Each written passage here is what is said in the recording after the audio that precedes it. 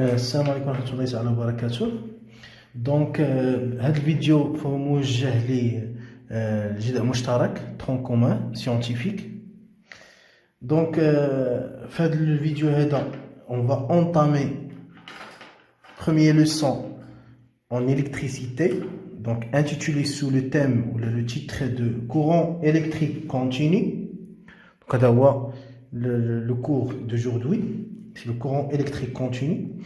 Donc dans ce cours-là, on va savoir premièrement le type d'électricité qu'on peut avoir.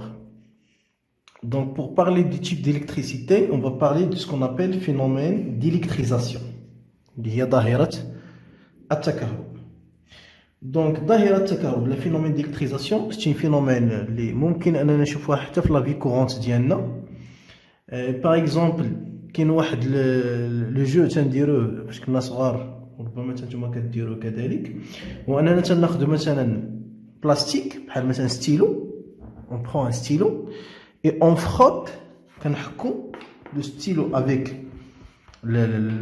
la surface او لا avec nos cheveux الشعر ديالنا.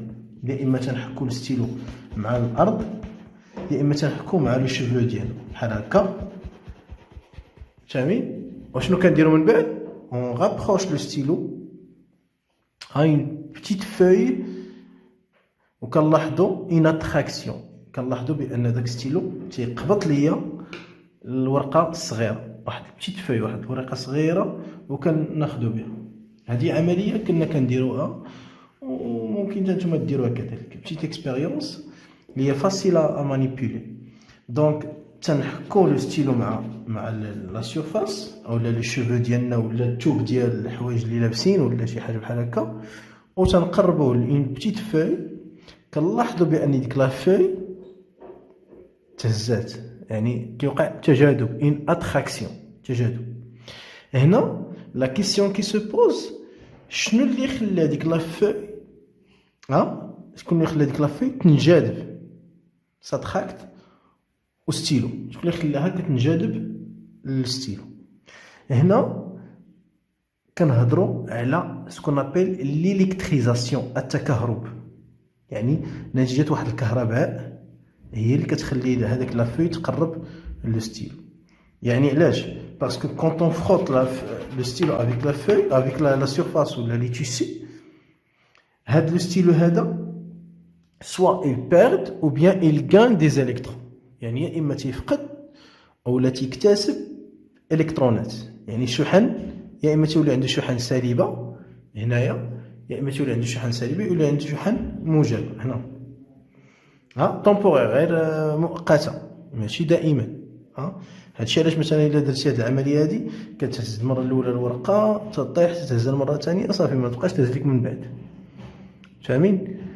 دونك هاد الفينومين هي اللي تنهضروا فينومين ديليكتريزاسيون، هي اللي درت هنايا. جي شيماتيزي واحد لا باغيت اون بلاستيك، هي هادي، هاد لا باغيت الي شارجي، جي فروتي لا باغيت، حكيت لا باغيت مع واحد لا سيرفاس، عطاتني دي شارج، اي جي رابروشي واحد لا فوي، قربت لها واحد الورقه، وقع لنا اتراكسيون، تجاذب يعني اش؟ يعني ان هاد الورقه هادي فاش قربنا ليها شحن سالبه ظهروا فيها شحن موجبه، دي شارج بوزيتيف، والعكس كون كان هذا الشحن موجبا غيظهروا شحن سالبه، لان الورقه نوتر محايده فيها شحن موجب وشحن سالبه. هنا فاش حكينا البلاستيك ظهر فيه هنايا بان فيه شحن سالبه او لا شحن موجب على حسب. نفس الشيء كنديروا مثلا الا مثلا حكينا جوج القطع البلاستيك، تفترضوا معايا انني خديت واحد القطعه بحال هذه البلاستيك، ستيلو البلاستيك، وخديت ستيلو اخر وحكيتهم بجوج بحال هكا وقربت واحد الاخر، ما غيبانلناش هنا بزاف، ولكن مثلا الا خديت شي حاجه جسم صغير وقربت واحد الاخر غادي يوقع تنافر، ريبيلسيون. شنو كيعني تنافر؟ يعني ان هذا الشحنه اللي في هذا هي الشحنه اللي كاينه في هذا، الا قربتهم هكا وقع تنافر بيناتهم، رغم ان ما غتبانش، كنقول ما غتبانش بزاف. دونك غادي يوقع تنافر، غيتبان ليا نعرف بان هنا كاينين شحن سالبه وهنا شحن سالبه، او لا شحن موجبه شحن موجبه، يعني عندهم نفس الشحنه.